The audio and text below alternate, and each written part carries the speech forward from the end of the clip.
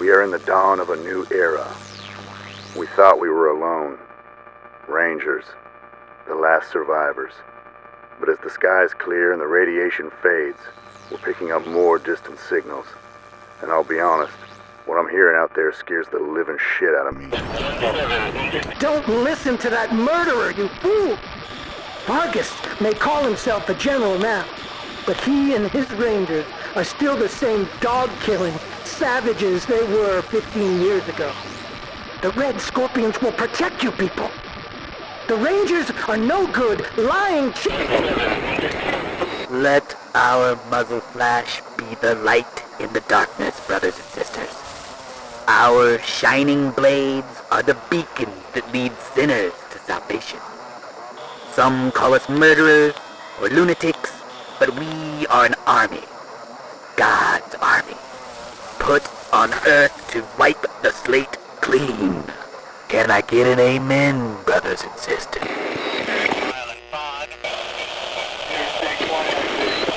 Matthias is your savior.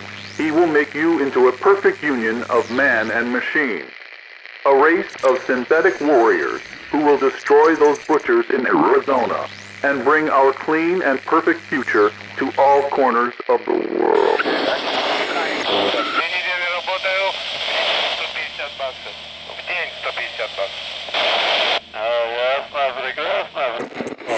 We must remain vigilant, Rangers.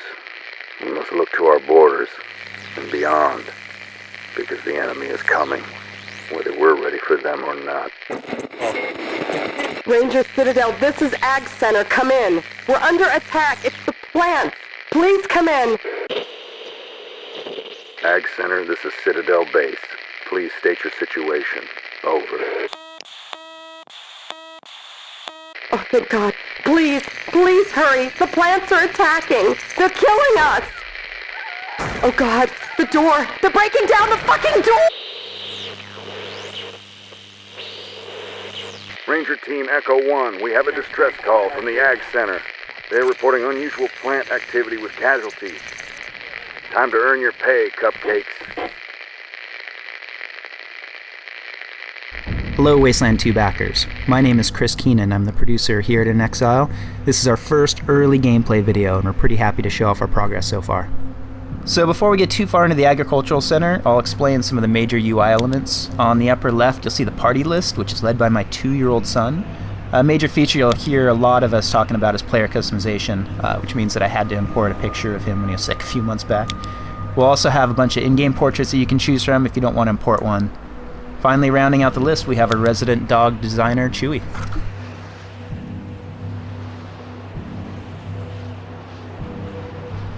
So early on, we promised customizable UI. You can drag each one of the modules around the screen to change its size or orientation by unlocking it. On the lower left, we have the action bar. You'll find a lot of the general gameplay buttons here, your equipped weapon, action point indicators, and combat. The middle is a skill bar. There's over 30 skills in the game, and you can put your 6 most used per character in each one of these slots. And this one is the text window, which we use very heavily to keep the same narrative feel of the original Wasteland. Definitely keep an eye on it throughout the demo.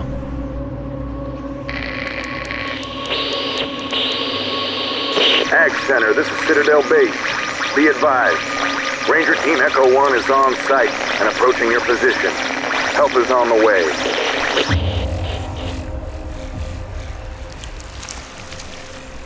Now we're coming across some enemies for combat. By selecting the icon for perception, you can do a skill check on the enemies and have a possibility of seeing some additional enemy information as well as their perception cone. So if you cross paths with that perception cone with any of the Rangers, it starts combat. Right now we're going to spread out the Rangers, get ready for the first encounter, and here it goes.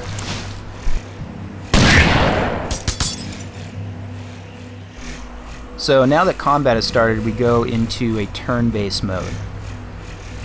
The rule set is built on the original Wasteland and Mercenary Spies and Private Eyes with some tweaks to it.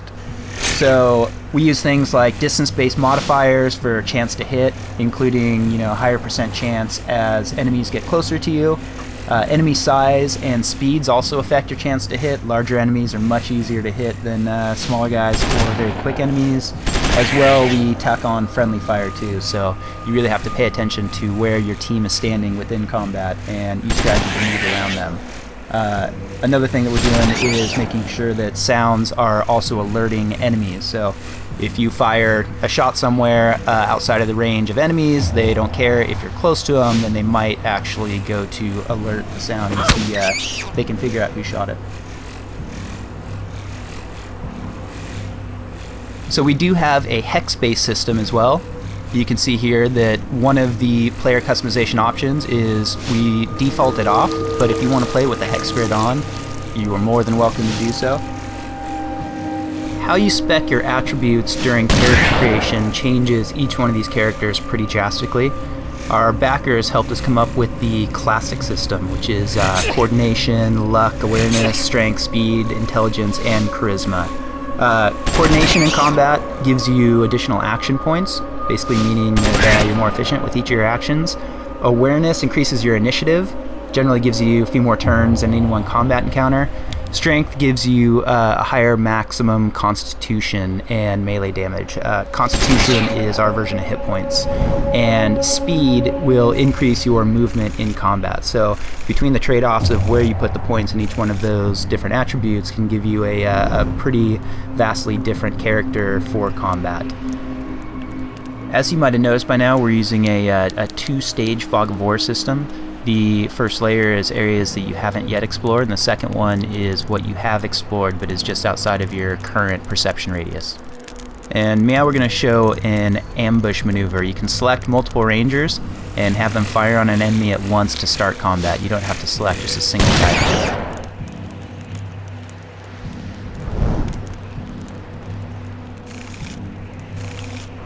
We're coming up on our first locked door, which is going to show off some of the skill usage.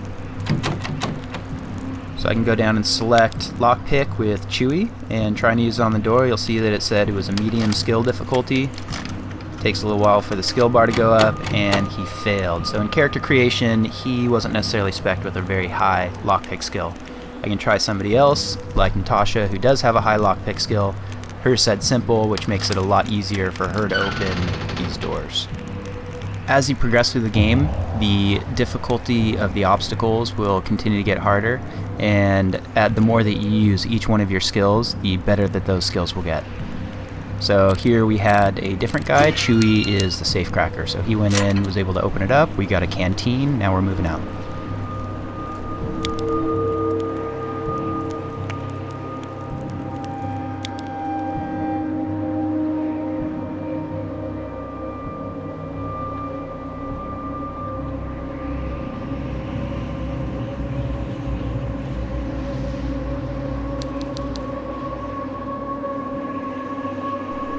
So I told you earlier to keep an eye on the description text window, and one reason for that is that a lot of times we will give you clues as you go through the game for things that you can do within the world. This one here says the ramshackle gate looks ready to collapse under the slightest encouragement, so that gives me a hint. Now I can select brute force with Natasha, have her use it on the gate. Success, and now we made it through. We'll grab the ranger team, move them through the giant vegetables. It looks like they spotted an enemy up north. And we'll use perception on him to see what he can see.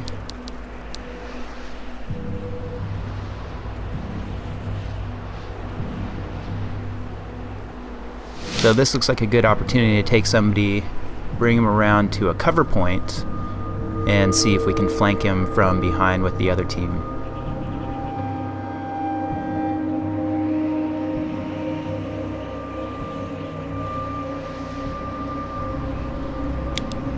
So we're going to take MCA, put him into cover, and have him take a quick shot at the wrecking crew. The wrecking crew guy goes to cover. So cover plays a pretty big part in the game. When you are in cover, anybody shooting at you has a penalty to their chance to hit.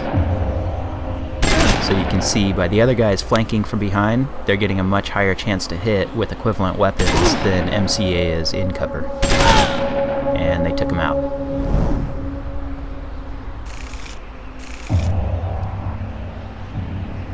We'll get the team back together, move on towards the huge central building, which is the entrance to the agricultural center. So anytime you see that bubble icon, that's going to enter you into a dialogue. And this is the first dialogue window that we have popping up.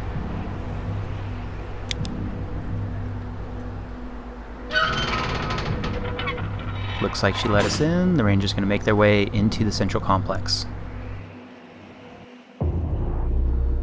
After we enter our fake level load, because we haven't implemented it yet, we end up in our first interior. Now the Rangers are introduced to Kathy Lawson. Both Kathy Lawson and Matt Forrestal were some of our first $1,000 backers. In fact, Matt was the very first one that we had. This also gives a good glimpse of the keyword system that we're using. So on the left-hand side, you have your local keywords, and those are ones that Kathy specifically cares about.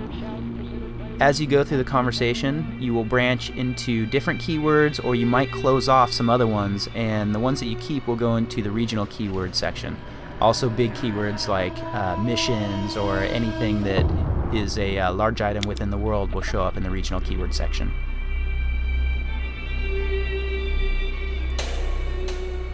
Anything on the right-hand side, most people on the map will have some sort of response or reactivity to.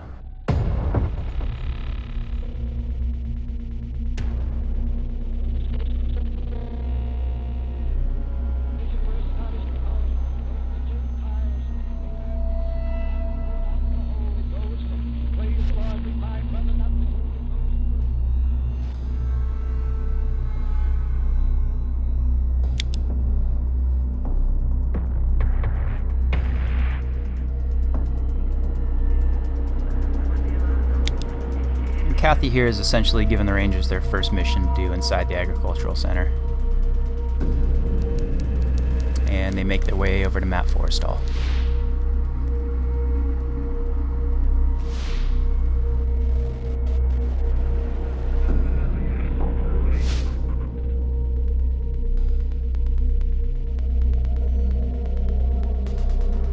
One big advantage we have with this game is that we've already said we're not going to do a ton of voiceover work on it. So being that it's text-based, we can do pass after pass of reactivity going through there. So we can make sure that people are responding to specific items that you're wearing, to, male or female in the party, to your charisma level, your strength level, all kinds of different variables. As well, we said that we were going to have the ability to type in specific keywords that aren't shown in either of the lists on the side. So here you saw him talk about Vargas. Anybody that played the original game remembers Snake Vargas, and sure enough, he has a line to say about that.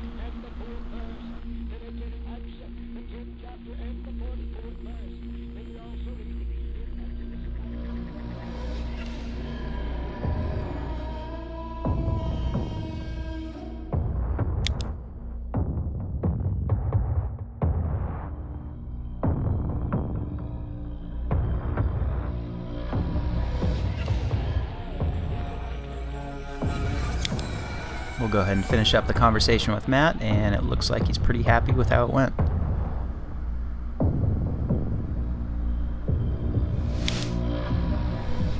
So tying back into the narrative approach that we're taking, we want to make sure that most of the items in the world had some sort of description to them that gave you more information about the world.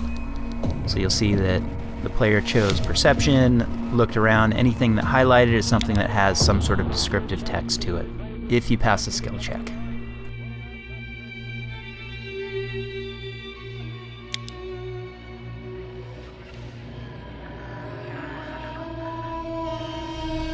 Some of the descriptive text you come across are put in there pretty much just to entertain us.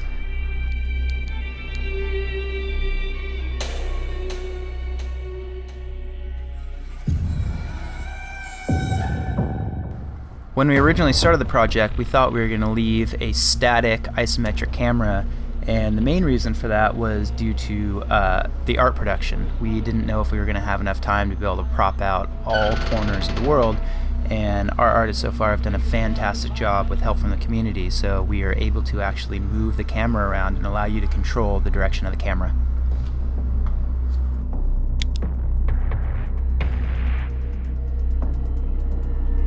One of the things that we loved about the original Wasteland was that there was more than one way to solve the same obstacle. You could use strength on a door to break it down, you can use an RPG to blow it up, you could use demolitions on the door, you could pick it, and we want to make sure that we're keeping the same thing for this game. So lockpick isn't going to be the solution for every single door that you find. This one here, brute force works. Later on, maybe demolitions work.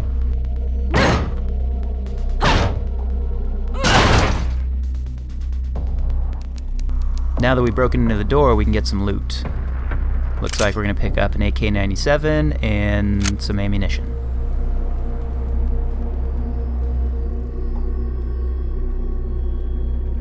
Now we'll grab the rest of the team and continue exploring the halls of the Agricultural Center.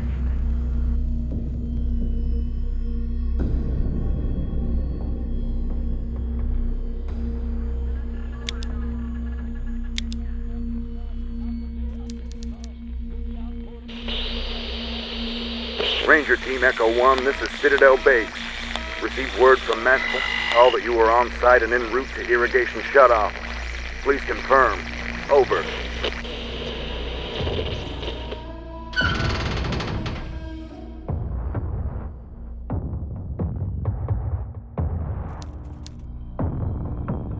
Here's a door that the Rangers probably should be using alarm disarm on, and when they don't, bad shit happens.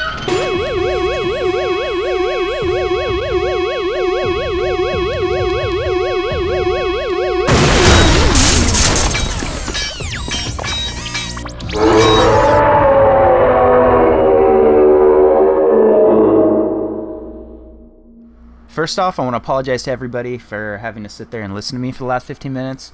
And second, everybody in Exile wants to thank each and every one of you that helped pledge for the game. We really hope that you're happy with where your money's gone. Team could not be more excited to be making this game. I think we're on a pretty good track, and we hope you think so too. Thanks for watching.